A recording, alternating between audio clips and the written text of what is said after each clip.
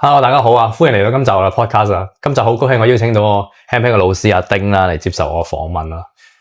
係啦，咁我就有好有興趣訪問阿丁老師佢嘅 handpan 嘅歷程啦，因為係一個好特別嘅一條路啦，我會話係啦。咁即係初初我想問下你可唔可以介紹下？其實即係未必有好多人知道 handpan 或者見到個 handpan 都唔知係咩嚟。咁可以介紹下 handpan 係一個咩嘢樂器咧？其實好啊，手碟 handpan 啦，就係一件比較新嘅樂器嚟嘅。咁佢嘅歷史唔係好長啦，就大概20幾年左右。咁佢係一開始係喺瑞士有兩位整樂器嘅工匠整出嚟嘅。咁喺2000年左右整啦。咁佢哋就將呢件樂器啦喺2001年就放咗喺法蘭克福樂器展度展出。咁就嗰次就係全世界見到嘅一個時間點咯。咁就慢慢就人傳人咁樣就傳到去世界各地啦，咁樣咁傳得都比較慢嘅，喺呢佢嘅發展嘅歷史裏邊嘅進程裏邊。咁因為開頭做嘅時候咧，其實係好依賴人手去調音去製作啦，所以產量都唔會好高啦。咁所以傳到去我諗去到亞洲嘅時候，都需要相當長一段時間，可能近10幾年先開始會多少少喺亞洲見到啦，咁樣。係，咁我想問下你，即係你以前係咪讀音樂相關嘅課程啊、degree 啊咁樣咧？或者係我唔係讀音樂嘅，我係讀physics 嘅。細個嘅時候，咁但係就玩咗好耐音樂。我諗我中學開始就彈琴啦，開始咁就然後就一路彈到去大學，跟住到而家都係彈緊嘅。咁但係就我諗係大學嗰段時間會比較活躍啲啦。咁就彈琴都會係當時嘅一啲我諗兼職嘅收入來源啦，係啦，會接下少少表演去做啊，可能有啲 wedding 或者係一啲商場或者餐廳嘅演出咁樣去玩啦，咁樣。咁但係去到近期就專心做手碟之後，就好少接呢一類嘅演出做啦，咁樣。但係就自己會用鋼琴去做好多音樂相關嘅事情啦，可能喺手上嘅音樂或者係自己彈都會有啦，即係唔同嘅編曲啦，咁都係會用鋼琴去做我嘅音樂起點嘅。即係細個係玩開鋼琴先嘅，都係好即係好中意玩音樂啊？定係其實都係即係你知香港好多人都係家長逼佢去玩音樂噶嘛？咁樣你都係好細個就已經對音樂好有興趣啊？定係點樣咧？嗱，我啱啱話好細個，即係我中學嘅時候彈啦。咁中學嘅時候係叫做有意識主動地去學嘅一個開始點嚟嘅。細個其實學過嘅，細個咁我諗我5、6歲嘅時候都有學啦。咁但係當時就細個學琴嘅經驗唔係咁愉快，因為都係我諗好多人都係咁咯，因為聽好多朋友講，即係俾人逼住練琴啦，然後都唔知練嚟做乜嘢啦，為咗考級，然後就考完張沙紙就好似唔知有咩用咁樣咯，會咁即係當時我又唔係想考級啦，我係想隨便彈琴，然後好舒服嗰個感覺嘅，想獲得嗰個感覺咯。但係細個嘅時候就老師唔係喺呢個方向教啦，亦都好少機會可以有咁樣嘅機會俾我隨便彈啦。所以細個嘅時候學琴唔係咁開心啦，係啦，好似學咗幾年，考咗1級咁樣咯，即係好似冇學過咁樣啦。咁之後就冇學啦，停咗一段時間，去到中學嘅時候咧，先開始返嘅。咁中學開始嗰陣咧，即係有咩契機令我開始返彈琴咧？就係因為一直都中意聽嘅。咁去到有一日，我中3嘅印象係音樂堂嘅時候咧，老師開堂嘅時候，大家坐晒喺度啦，佢彈咗首 pop song。係啦，梁漢文嘅七友，我記得係，跟住我話哇好好聽咁樣，跟住我就嗰下的起心肝想學翻琴啦，係啦，咁就喺嗰下開始咧，就一步一步就玩到而家，即係都係好即係玩接觸琴先啦，跟住學到即係可能係即係自發性啦，好中意去學琴啦，因為其實即係可能好多人學樂器又或者學咩都好，未必去到可能即係純粹去留喺自己玩嘅階段啦。咁都未去到可以，譬如可能做兼職啊，甚至乎攞彈琴你可以揾到收入咁樣，嗯咁都已經好厲害嘅。就嗰陣時彈琴你已經即係叫做起碼都有錢，即係換到金錢翻嚟。我諗換到金錢係個副作用嚟嘅，我想講，咁當然係開心啦，開心嘅。咁但係當時即係彈琴嘅目標唔係望住錢嘅，係。而家諗翻嘅話，如果望住錢去做一個學嗰件樂器嘅目的嘅話咧，都應該幾辛苦嘅會。係啦，係。咁咧就係。而當時點解會即係一步一步會有唔同嘅收入咧？咁樣即係當然唔係好多啦，但係都叫 part time 嚟講，可以同補習差唔多啦。咁樣係啦，即係收入唔係好多，但係都叫可以 support 到食飯啊、起居飲食呢啲冇乜問題啦。可以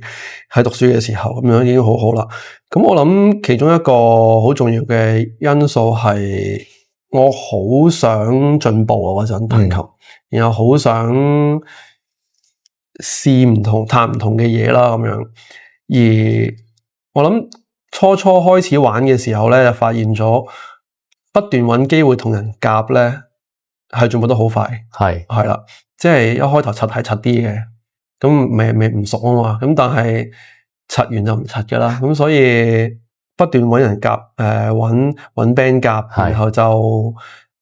你就會越彈越熟咯。越彈越熟之後，就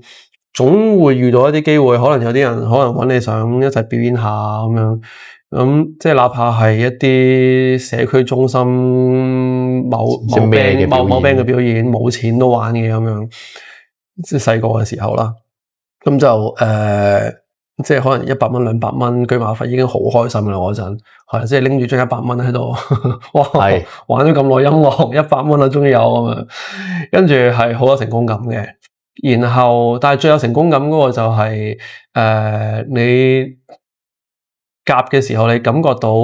你喺音樂裏邊玩到嘅嘢越嚟越多啦，越嚟越豐富啦，你可以玩到嘅嘢自由度越嚟越大啦。嗰個進步係遠遠超過嗰張100蚊紙嘅。即係嗰陣時都已經覺得表演真係好 enjoy 呢個同人夾，同埋好 enjoy 表演音樂上面嘅表演咁樣嘅咯。我諗我係 enjoy 同人夾，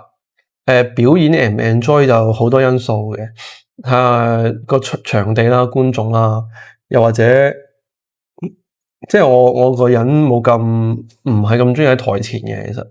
就中意喺台後匿埋多少少嘅，咁所以喺台前都要。天時地利人和先會感覺到舒服，先會有狀態嘅，係啦。咁但係中意夾嗰個過程，好好玩嘅。係咁，你又點樣開始接觸 handpan 呢樣嘢咧？其實因為係咯 ，handpan 係一個意外嚟嘅，係就係我大學嘅時候 exchange 啦，咁就去咗德國讀書，讀咗一個 sem 啦。咁嗰個 sem 就梗係周圍飛噶啦，咁即係你飛歐洲、德國、歐洲唔同嘅國家，其實都好平咁樣。咁去到愛丁堡，見到喺個公園嗰度有個女士喺度打手碟，好好聽。跟住我哇，咁好聽嘅咩嚟嘅？咁啊企咗喺度聽咗好耐咁樣。跟住就嗰次係第一次見到手碟，然後就念念不忘啦。翻到香港。咁就揾咗好耐啦，即係初揾都唔知用咩字揾嘅，唔知叫手碟啊嘛。即係冇問佢叫咩名嘅嗰陣時都冇，係啦。跟住就揾咗好耐啦，就原來叫手碟，咁就揾咗好耐，咁啊再買啦，就都嗰陣萬幾蚊隻，咁就都等咗一段時間先到。喺外國買翻嚟，喺外國買翻嚟，係啦，然後就去開箱過，好開心，有得玩啦，係啦，跟住係嗰下開始玩嘅，咁但係咧，即係我彈開鋼琴嘅話咧，玩手碟就會覺得好有限制嘅，喺嗰個音域啦，或者可以用嘅音調音階上邊，和弦上邊都係啦咁樣。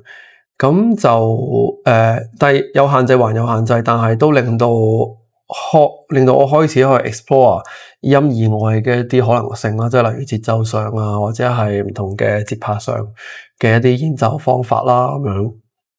係啦，咁係咯，之後就慢慢開始玩啦，去研究啦，咁樣係咯。咁你都係一路以嚟都係自己研究啊，即係有冇同咩跟其他老師學啊，或者跟其他人學，或者純粹係上網可能睇人哋，佢打呢段曲好好聽，咁你就聽完之後就可能自己試下打咁樣學翻嚟啊，咁樣定點樣？我諗係自學嘅純自學啦。咁但係當然都會睇好多唔同嘅人玩啦，睇片段，即係睇 YouTube 嘅片，跟住有啲玩得好聽嘅啲動作啊，或者係一啲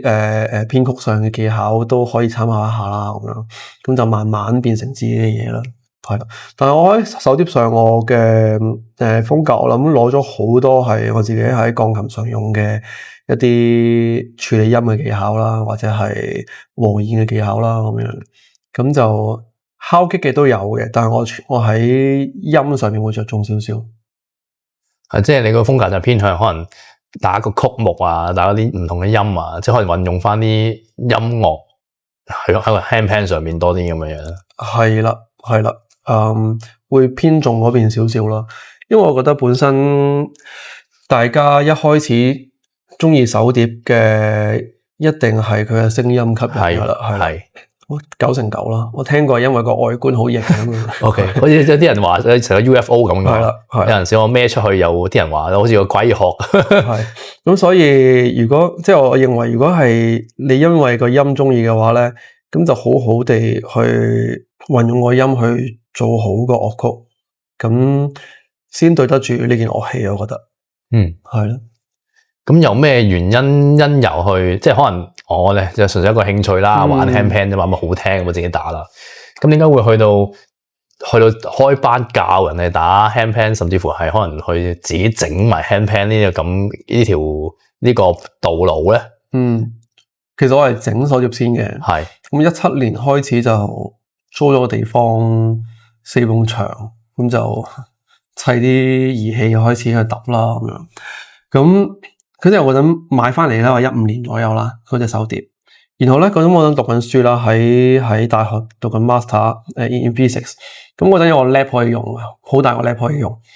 咁我就有個 lab，跟住我就望住個手碟，即係裏邊又望，出邊又望，其實兩塊鋼啫咁樣。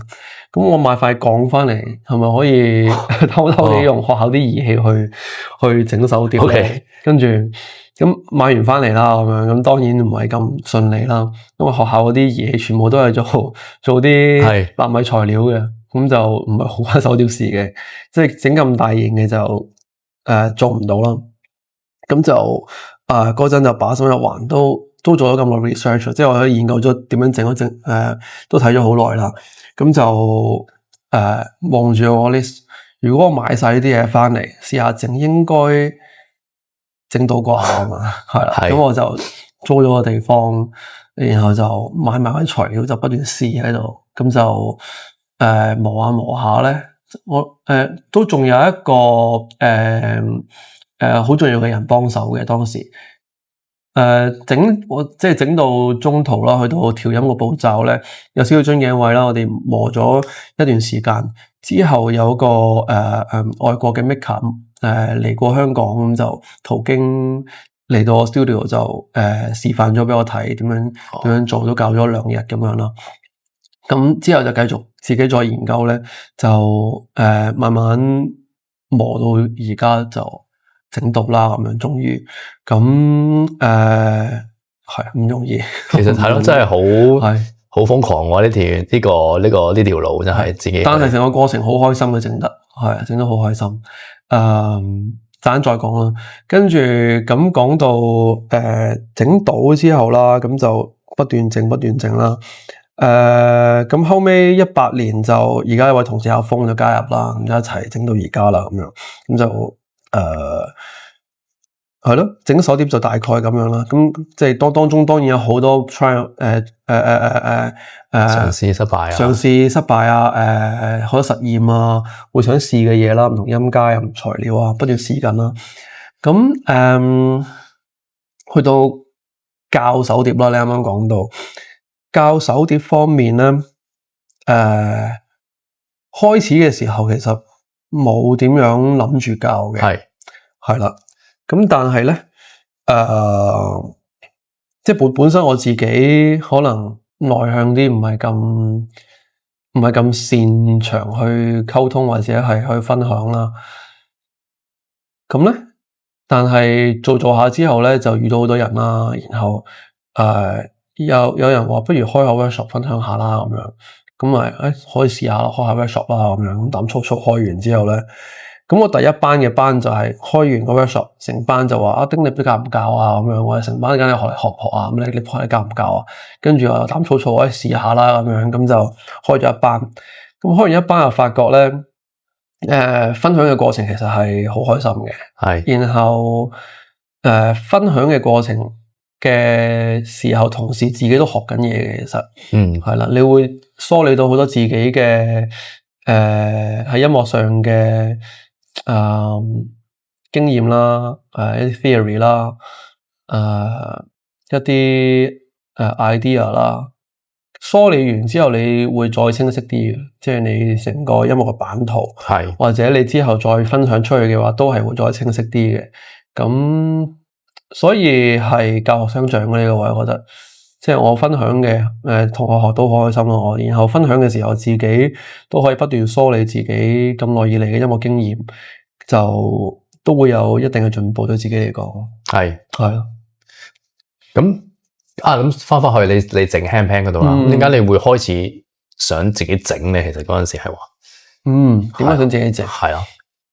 即係你話好地地，我咪即係你彈琴，啲人彈琴，我買個琴翻嚟彈咯。即係彈吉他咁嘛，咪拿吉他翻嚟彈咯。即係唔會，即係好少，即係唔係冇嘅，但係好少就係會話我彈吉他，我研究下點樣攞兩塊木夾板咁樣再砌個吉他出嚟咁樣噶嘛。即係好少人會有咁有呢個研究精神去做呢樣嘢噶嘛。其實我諗真係屎忽痕嗰時，係即係搞下咁整埋，定係乜？即係市面上又即係買又難買，跟住可能又質素又參差，所以就自己整咧咁想。就一定唔係咁諗，因為咁諗嘅話又好辛苦嘅喎。係當時都唔係諗錢嘅，都係做嘅時候咧，我想知佢點樣運作啊！即係望住嗰兩塊鋼咧，點解可以咁好聽嘅咧？咁一塊鋼嘅啫，點樣可以淨係靠揼佢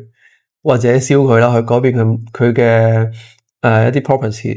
properties 啦，令到佢發出咁樣嘅聲音咧，咁我覺得好神奇，我想試下點樣做到呢件事咁樣。我諗係呢個求知欲令到我不斷去試，總之揼到為止啦，咁樣出嚟嘅，係即係可能同你讀 physics 有關，即係可能係即係又係即係我想知道呢個物料啊，究竟點解會咁樣發出呢個咁嘅聲音嘅咧？咁樣好似。我諗最底嗰陣嘅感覺係好相近嘅，即係好想知佢嘅運作原理啦。咁呢樣嘢都係我點解會走去讀 physics 嘅一個原因或者一個動力嚟嘅，就係讀 physics 嘅時候，我覺得好有趣或者好其實好神聖嘅成件事，我覺得。唔知可能用錯字啊，唔係神聖啦，總之好吸引你去讀嗰樣嘢咧，就係其實佢係一個探索嘅精神啦，同埋係一套科學嘅方法，讓你可以去理解呢個世界嘅運作啦，喺人類可以理解嘅範圍之內，係啦，咁成個過程當中咧，有好多嘢會去神秘化咗嘅，即係會有好多你原本以為好神奇嘅嘢，好神秘嘅嘢，其實解到嘅。你知道原理嘅時候就冇咗嗰神秘感嘅，係啦。但係當你解到嘅時候，你又發覺個世界原來係好大嘅可以，即係你越學得多嗰樣嘢，就會發覺自己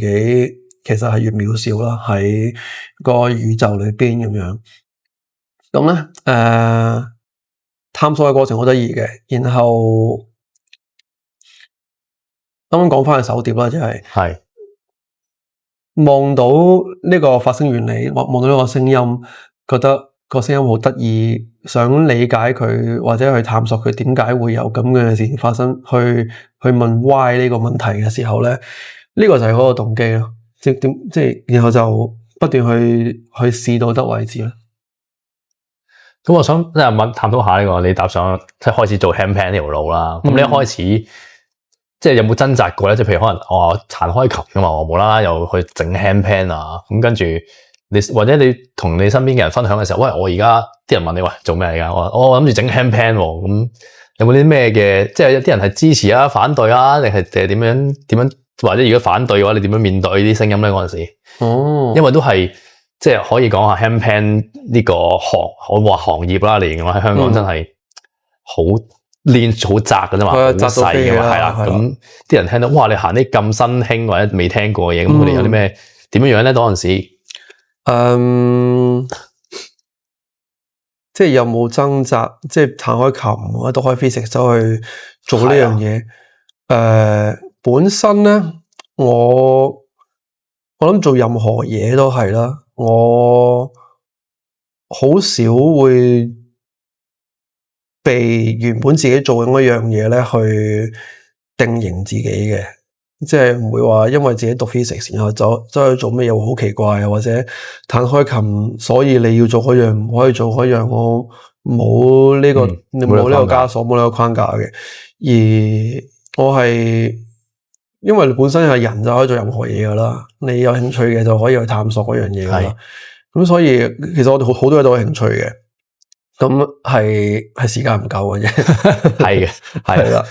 咁所以咁嗰下有興趣想做手碟咪做咯，咁樣能力範圍之內咁咪試下咯，咁樣係咯。咁當然咁有同啲朋友分享過嘅。同屋企人都有講，就話整手碟咁樣，整緊咩啊？咁樣整手碟咁樣，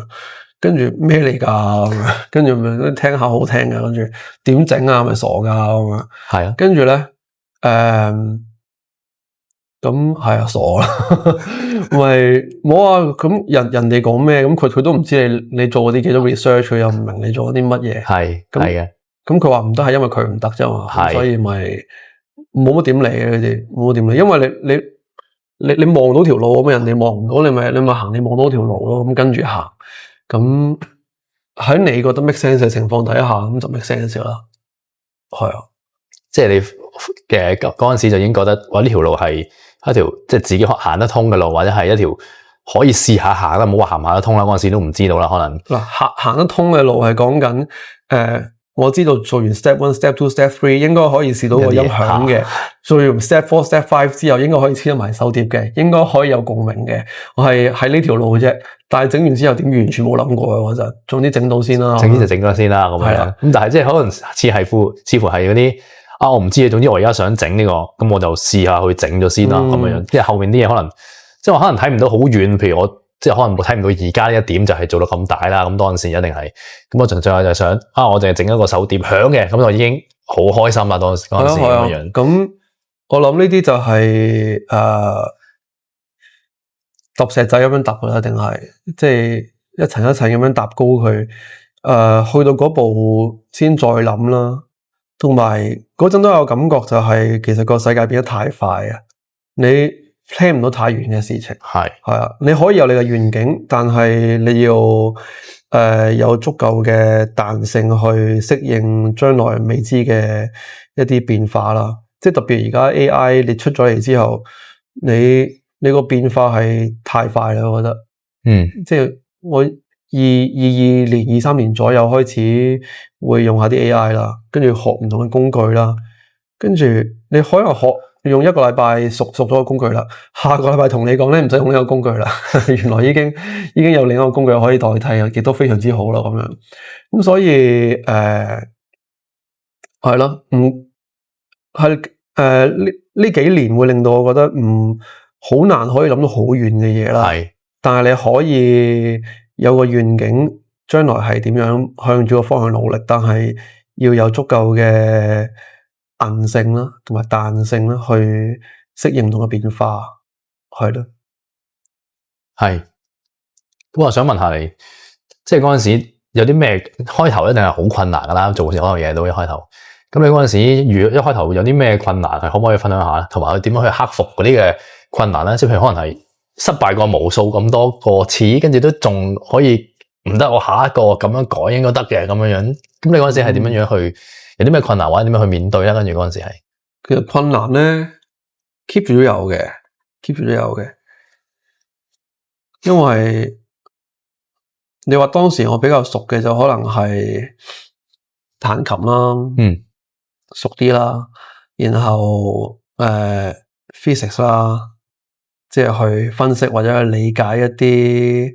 科學相關嘅事情會熟啲啦咁樣。但係其他都唔係好熟嘅啫，我覺得自己咁就慢慢呢幾年就不斷碰碰撞撞咁樣去試翻嚟嗰啲嘢。咁即係例如整完一隻出嚟啦，咁就望住，下個月交租咯要，跟住自己食飯咯要咁樣。咁但係好彩嘅就係，其實初頭我哋做緊 R&D 嘅過程嘅時候啦，係 keep 住好彩有唔同嘅彈琴嘅工作嘅。咁就喺餐廳有彈琴啦，喺有時幫唔同朋友喺 wedding 嗰度彈琴啦，商場啊都有啲啦咁樣。咁樣 support 住嘅，咁就好彩又交到租，又可以買到料咁樣，係啦，咁樣開始嘅。咁但係去到之後想 focus 多少少喺手碟嘅時候，點樣可以令到我淨係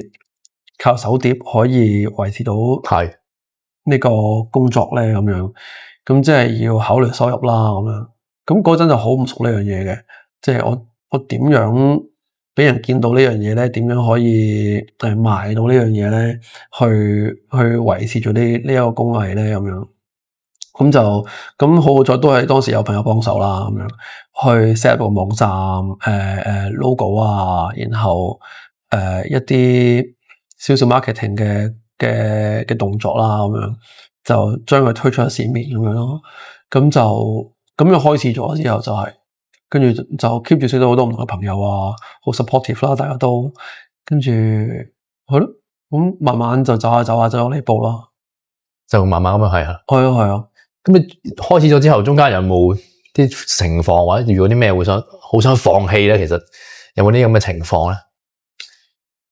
或者有冇啲中間係遇到一個哇，好似係好困難喎！呢個事情真係有冇諗過想放棄咧？喺中間放棄就又真係好似冇諗過放棄，冇嘅，係啦，好啊。但係困難就真係有好多嘅，係啦，啲困難有好多嘅，即係我諗幾樣啦，即係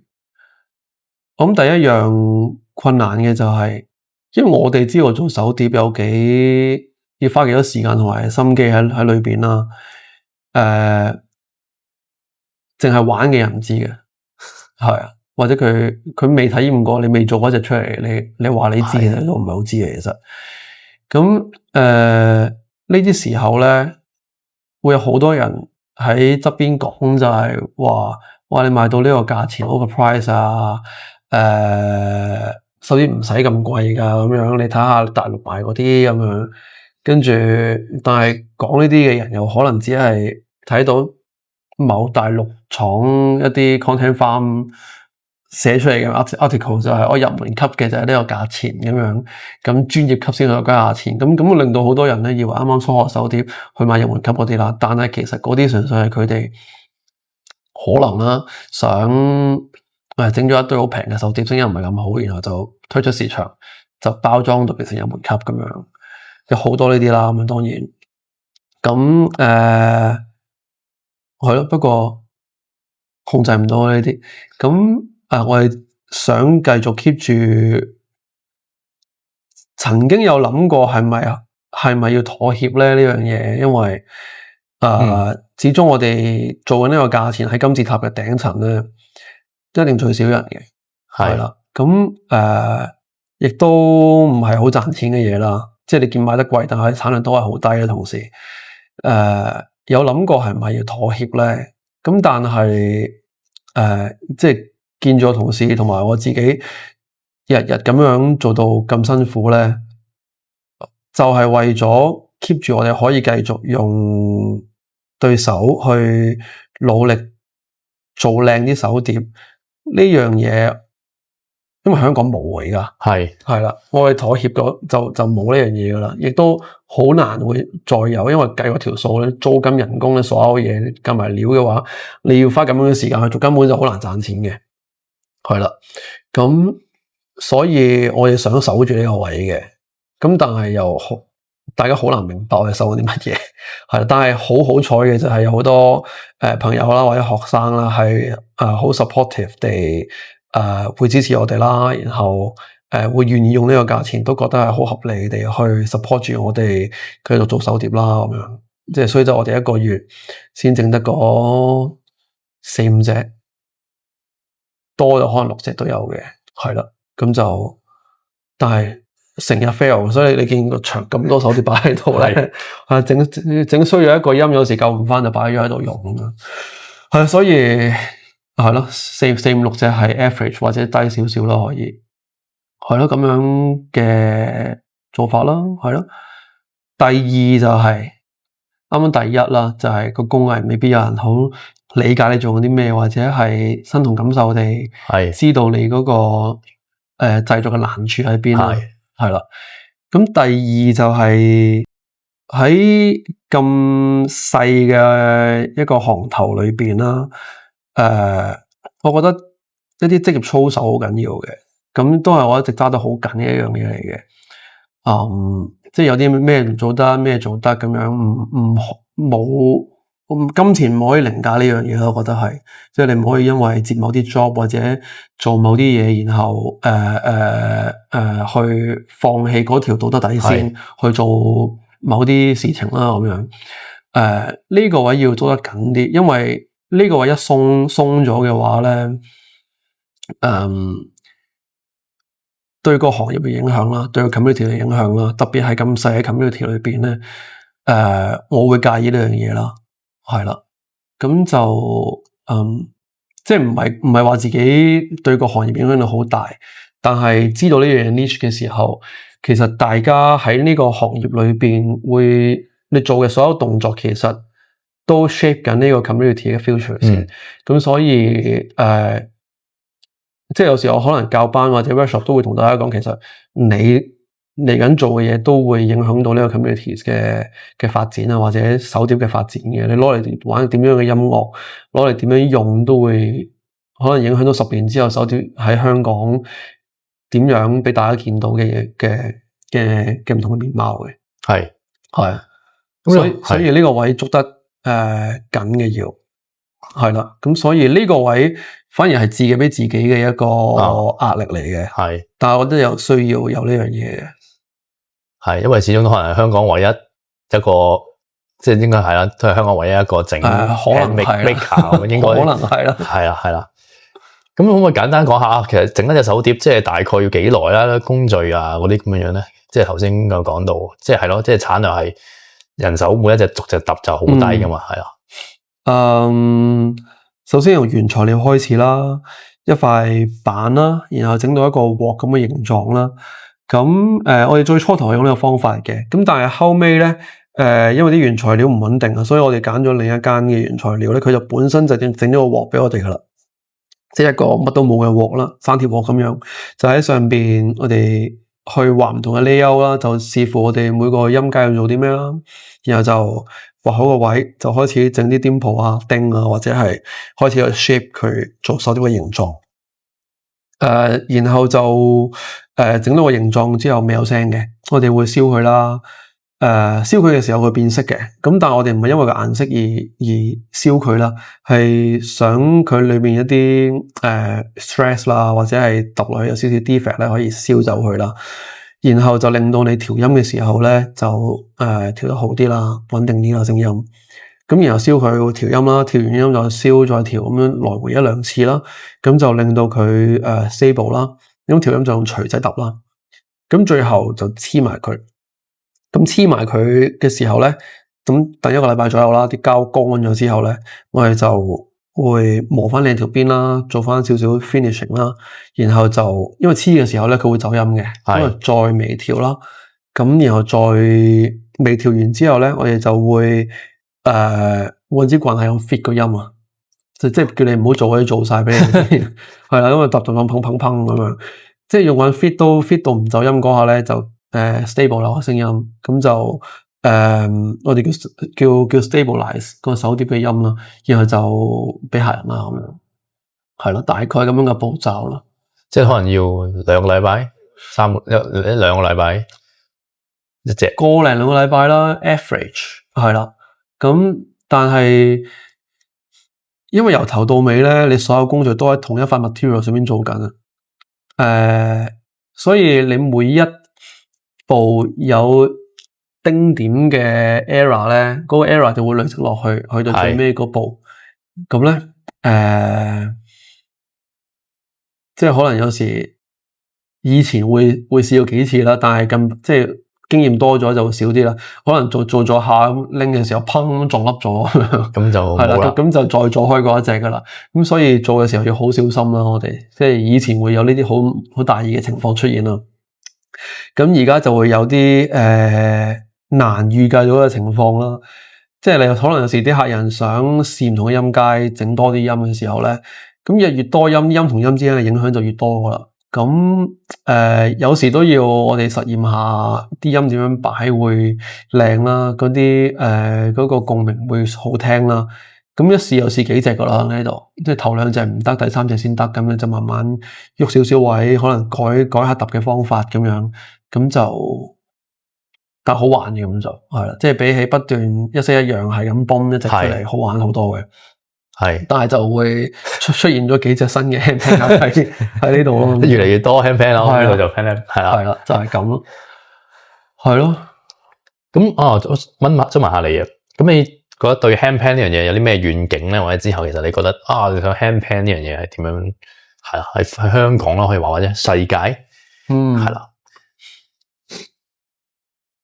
世界又唔諗咁多啦，香港先係啦。香港或者自己嘅能力範圍，自己嘅範圍裏邊，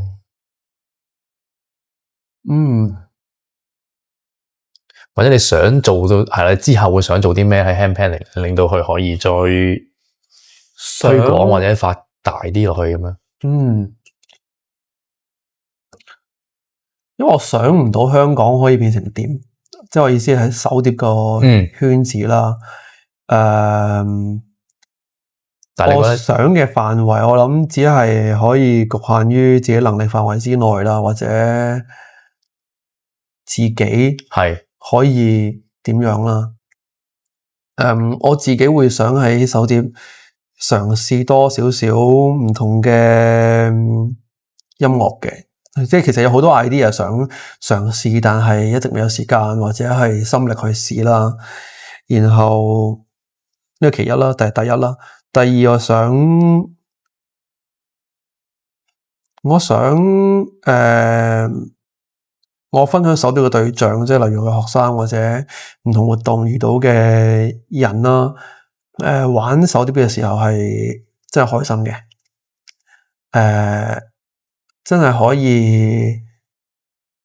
放鬆到片刻啦。玩手碟嘅時候，不論係玩嘅過程或者係聽嘅過程都好啦，咁就好有滿足感噶啦，係啦。咁我諗係咯，即係手碟編變成點就點啦。咁總之喺我嘅影響範圍之內做到呢一樣，我覺得係即係對得住自己，對得住過嚟嘅客人或者學生，做緊好嘅事就 OK 啦。咁可唔可以話係其實即係叫點樣講咧？即係手碟係對你有 calling 咧，所以你而家即係呢一世都係要即可能唔知可能講好遠啦，可能即係到目前為止或者可見嘅將來都喺度做緊手碟或者推廣手碟呢樣嘢。我又冇諗 calling 呢個方向，但係我覺得好自然嘅成件事係啦，即係一步一步走到呢個位，都發生得好自然啦。即係唔同嘅事情，亦都好巧合地，即係遇到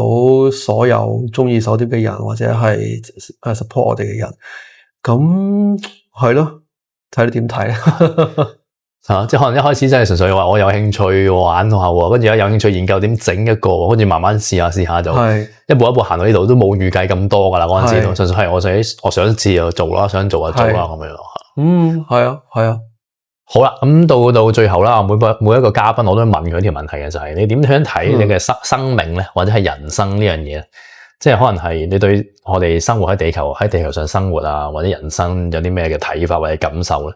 即係你可以分享下你自己嘅理解啦，或者可能睇人哋就覺得原來係咁樣喎，咁樣。即係去到我哋講緊人生嘅意義嘅時候啦，每人都有對自己人生嘅意義唔同嘅理解或者講法啦。即係出世嘅時候乜都冇，死嘅時候帶唔到所有嘢咧，就好似好冇意義咁樣。咁嗰段時間由出生到死係做緊啲咩嘅咧？咁樣即係活耐咗少少，即係唔好耐啦嘅時候咧，就會發現即係得到過，你都失去過啦。最重要嗰樣就係你活緊嘅每一刻係咪係知道自己活緊啦？係唔係做緊你想做嗰件事情啦？如果你做緊嗰樣嘢係即係打從心底裏，你覺得唔係咁適合自己或者係唔舒服嘅話咧，我就會覺得係浪費緊時間啦，即係都係你人生啦。係，因為我都試過唔少嘅時間啦，咁樣係咁樣啦。可能係同唔同嘅人溝通嘅時候啦，有時會覺得好浪費時間啦，有時會覺得好有 quality time 啦，同唔同嘅人講嘢，或者可能你之前讀 physics 啦，咁你可能你覺得物理嘅世界，譬如可能係我唔係好熟悉 physics 啦，但係即係我自己即係可能喺啲層面都有了解過咩量子力學啊，嗰啲其實我哋都係粒子組成嘅啫嘛，所有嘢呢個世界所有物質，咁又覺得咁又點可能可以喺 physics 即係或者你之前讀嘅嗰個角度去，會唔會睇下可能融合到喺你嗰個生活或者生命，或者係你覺得究竟係即係可能其實我哋大家都係粒子嚟嘅啫，其實即係大家都冇乜分別，係啦咁樣。呢個好深嘅討論啊，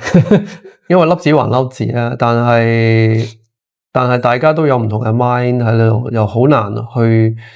用呢個方向去嘅，或者我冇呢個能力去討論啦咁樣。但係我覺得，我諗讀 physics 對我其中一個好大嘅影響就係一個批判思考嘅能力啦，處理唔同事嘅時候嗰個解決問題嘅方法啦，同埋去研究嘅時候用嘅科學方法，呢個係最重要嘅。即係可能當時 FYP 或者 Master 嗰陣做嘅 research 反而都唔係咁緊要。所以即係講翻去啱啱你話個人生啊嗰個purpose 嘅時候咧，反而就係活在當下就好緊要。我覺得即係你嗰下。你係咪覺知緊自己做緊嗰件事情啦？你係唔係真正地享受緊你做緊嗰件事情啦？咁樣呢樣好緊要啊！我覺得係咯，同埋出世冇得揀噶嘛，即係無啦啦有意識嗰下就出咗世啦，冇得揀嘅。但係喺冇得揀嘅情況底下，你就好好享受呢個喺地球生活嘅時間咯，係啊。係，即係去揾到自己，即係可能我哋話好彩啦，去揾到自己一啲有興趣嘅事情去做啦，咁就去全程投入去做嗰樣嘢咁樣咯。其實做乜都得噶，係，只不過係咯，睇下大家覺得想有啲咩有興趣嘅方向，咁就去做自己有興趣嘅嘢啦，係啦，就唔好去為咗可能社會嘅框架或者嘢，社會大眾同你講邊啲嘢先係啱嘅時候，咁你就去盲目跟隨咗一啲嘢，咁就原來自己中意做或者自己有興趣方面嗰啲嘢就放低咗啊，掉低咗，咁樣就好似咁樣就去過咗一啲時間啦，可以話係啦，咁樣即係好去珍惜有得喺地球上面，即係你揾到可能有興趣嘅嘢就去做啦，咁樣係咪？係啊，所以不過要成日學習嘅呢樣嘢，同埋都唔係咁容易嘅嘢嚟嘅，即係我自己都學習過程當中自己係咯，好。咁今集嘅時間就差唔多啦，好恭喜今日邀請到阿丁老師分享到一啲佢嘅一路嘅 handpan 嘅心路歷程啊，我都好佩服佢真係喺香港即係堅持做一個匠人咯，我話係啊，即係真係親手去做一個 handmade 嘅 handpan 咁樣啦。